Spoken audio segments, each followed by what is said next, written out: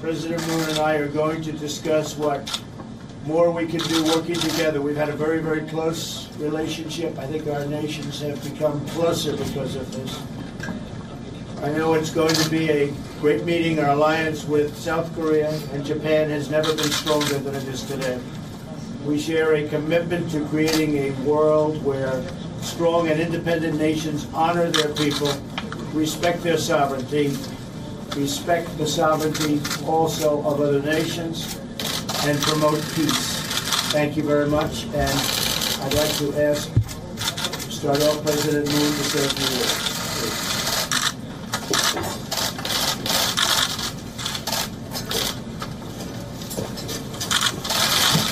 새로운 북한을 뽑아주고 우리 일본 국민들이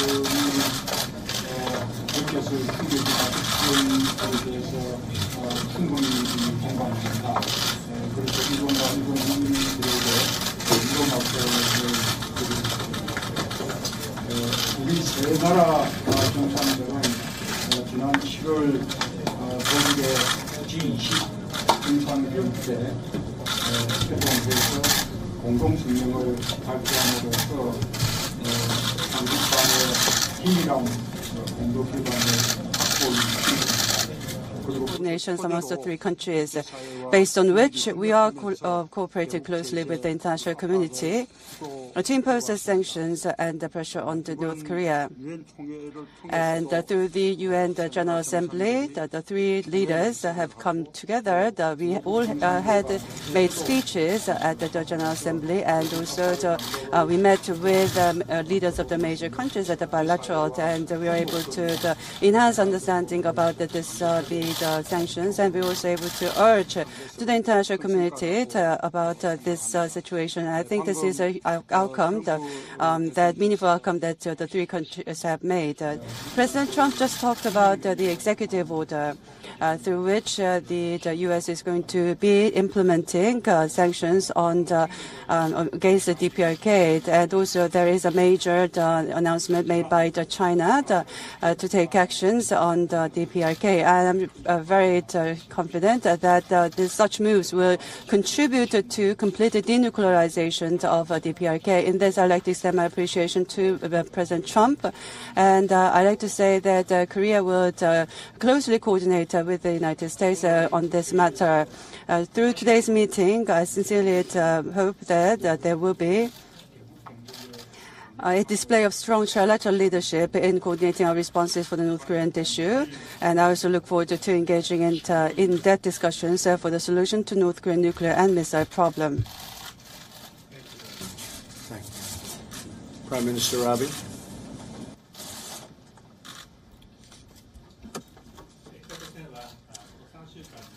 In the last 3 weeks, 2 times North Korea launched ballistic missiles 2 times going over Japan, and they conducted 6 nuclear tests, and the scale of the test was beyond the scale of Hiroshima bombs, more than 10 times. The scale of the nuclear test was 10 times more. This is intolerable, outrageous act.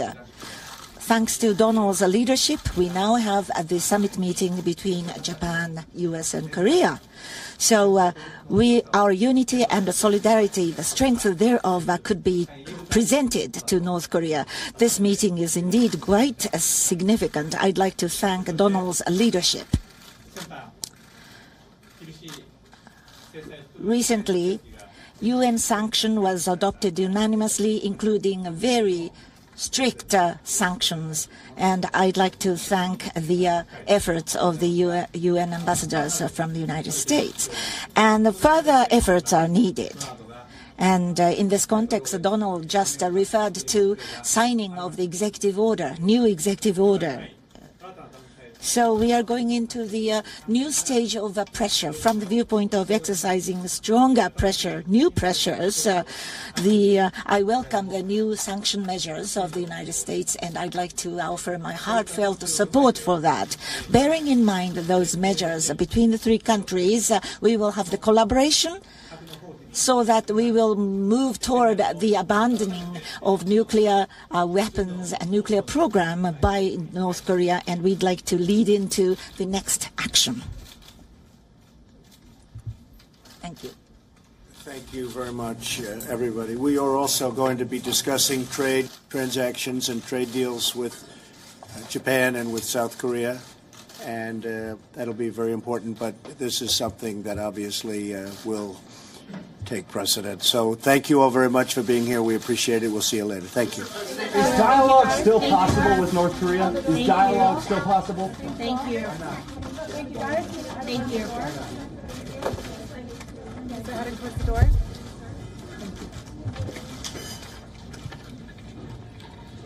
Margaret.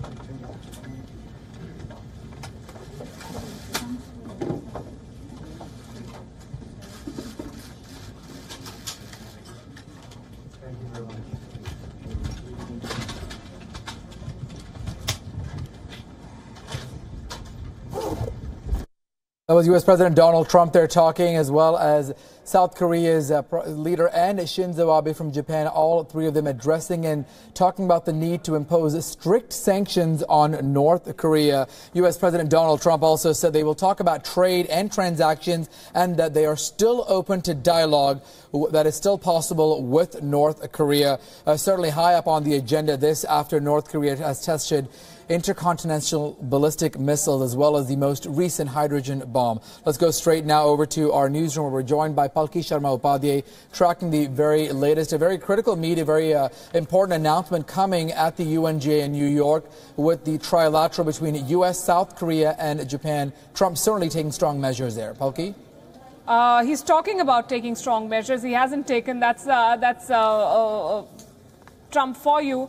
The saber-rattling, Archit, as you and I have both followed, has been going on for weeks and months now. But he has now announced that he will sign an executive order imposing new sanctions on North Korea. Remember, the U.S. wanted harsh sanctions. China and Russia were not on board. They said that talking is the only way out. Russia going so far as saying that the United States is exacerbating the situation, worsening it by the tough position it is taking. So in order to prevent these two permanent members from vetoing the call for sanctions, the U.S. had to water down its demand. That was at the United Nations stage.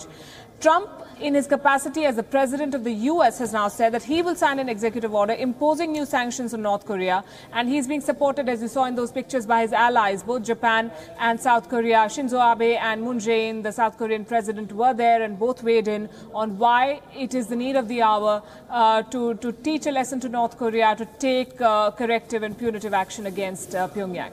Absolutely. And just to clarify, this was a trilateral meet between the three countries, between the U.S., Japan and South Korea on the sidelines of the ongoing UN summit there in New York. I mean, certainly these three countries have a lot to talk about. They all unanimously agreeing that this needs to sort of a curb given North Korea's intentions. In fact, we even heard from North Korea earlier on, who addressed what Trump had to say earlier on this week, says that he sounded like a barking dog. So lots of jabs going back and forth between Pyongyang and Washington, D.C. It seems like Kim Jong-un and North Korea really unperturbed by what U.S. President Donald Trump had to say, but really evoking the support of South Korea and Japan. Palki, at this point, it seems like North Korea is just sort of ignoring or really not paying any heed to what is coming out of New York. I'm sure they are listening to what is being said and choosing to respond at a time and occasion of their choosing. I have now the quote with me of what Donald Trump said, and I'm quoting, "I'm announcing a new executive order to sign that significantly expands authorities to target individuals, companies, financial institutions that finance and facilitate trade with North Korea." This is a very, very important statement. He's talking about people, entities, countries that do business with North Korea, i.e. China. He has been building pressure, and there have been fears of a trade war that might be sparked between the U.S. and China. That's not something that the U.S. can afford, and that's something that China would also want to avoid. Having said that, Donald Trump is now saying that he is going to walk the talk. We'll have to wait and see whether he does it or not. As far as Japan and South Korea are concerned, remember, these two countries fall under the American nuclear umbrella. If North Korea were to fire a missile, it would take mere seconds to hit Seoul. And Japan has already seen what North Korea is capable of. At least on 2 occasions, their missiles have flown over Hokkaido in northern Japan. And North Korea already saying that it has the wherewithal to strike as far as Guam. So there is a crisis, certainly, and these countries have it in their interest to come together and figure out a resolution. Absolutely. Palki, we'll come back to you as well. Let's now go and listen into a part of what U.S. President Donald Trump had to say after that trilateral. Let's listen in. As I outlined at my address to the United Nations General Assembly, North Korea's nuclear weapons and missile development is a grave threat to peace and security in our world, and it is unacceptable that others financially support this criminal rogue regime. The brutal North Korean regime does not respect its own citizens or the sovereignty of other nations. Our new executive order will cut off sources of revenue that fund North Korea's efforts to develop the deadliest weapons known to humankind. The order enhances the Treasury Department's authorities to target any individual or entity that conducts significant trade in goods, services, or technology with North Korea. And I'm very proud to tell you that, as you may have just heard moments ago, China, their central bank, has told their other banks, that's a massive banking system, to immediately stop doing business with North Korea. This just happened. It's just reported. In addition to everything else, what we will do is identify new industries, including textiles, fishing, information technology, and manufacturing, that the Treasury Department can target with strong sanctions. And Secretary Mnuchin is representing the Treasury Department. He's here today to prevent sanctions evasion. The order also includes measures designed to disrupt critical North Korean shipping and trade networks. For much too long, North Korea has been allowed to abuse the international financial system to facilitate funding for its nuclear weapons and missile programs. The United States has had representatives working on this problem for over 25 years. They have done nothing. That's why we're in the problem that we're in today, in addition to, frankly, other countries not doing what they should have done. Tolerance for this disgraceful practice must end now. Our new order will give the Treasury Department the discretion to sanction any foreign bank that knowingly conducts or facilitate significant transactions tied to trade with North Korea.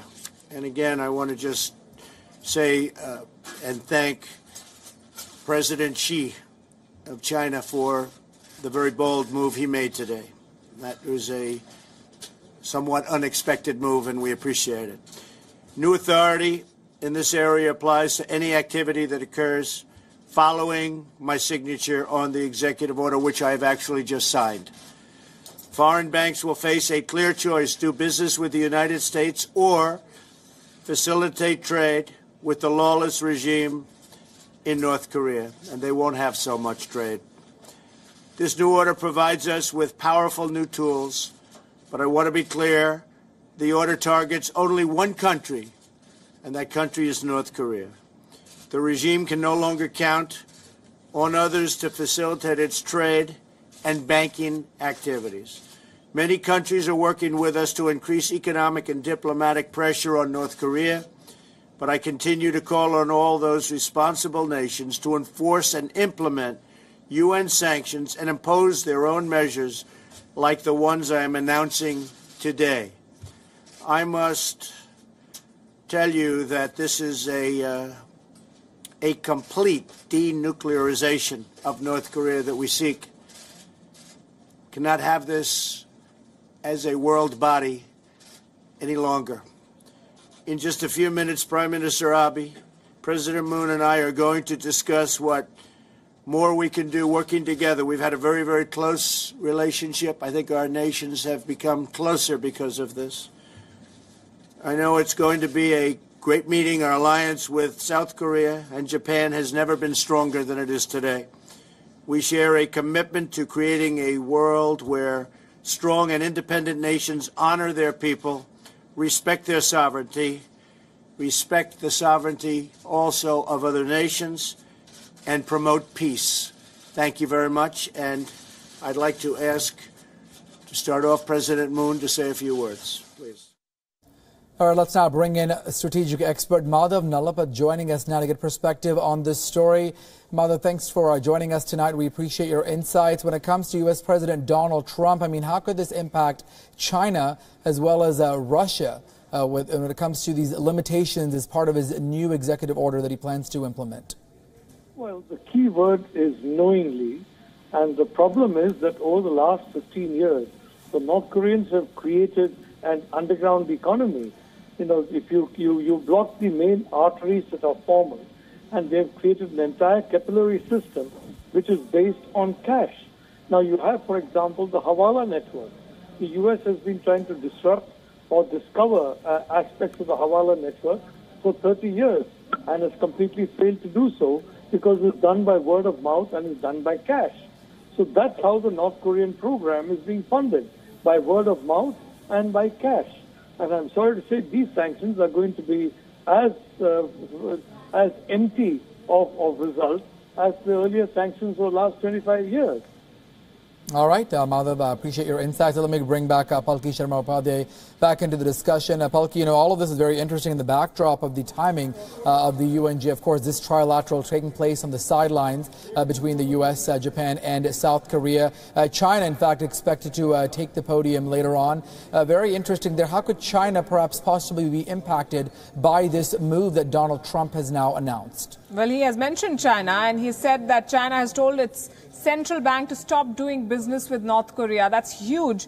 Donald Trump himself calling it a bold move, thanking President Xi Jinping for agreeing, and he also said that this was unexpected. This is indeed unexpected if it is true, first of all, because this is coming from Donald Trump. I think we must wait to verify it. But having said that, if China were to take this decision, it'll have huge implications, because China is one country that essentially is propping up North Korea. 85% of North Korean imports come from China. They do a lot of business. This is a domestic issue in China. Remember, there are heavy industries along the southeastern fringe of China, and the decline of these industries ever since business between North Korea and China has dropped is creating domestic unrest, and that's something that is worrying the leadership in Beijing. So it has domestic implications for China. There are also reports that the solvents used in the bombs that North Korea is testing and firing also flows from China.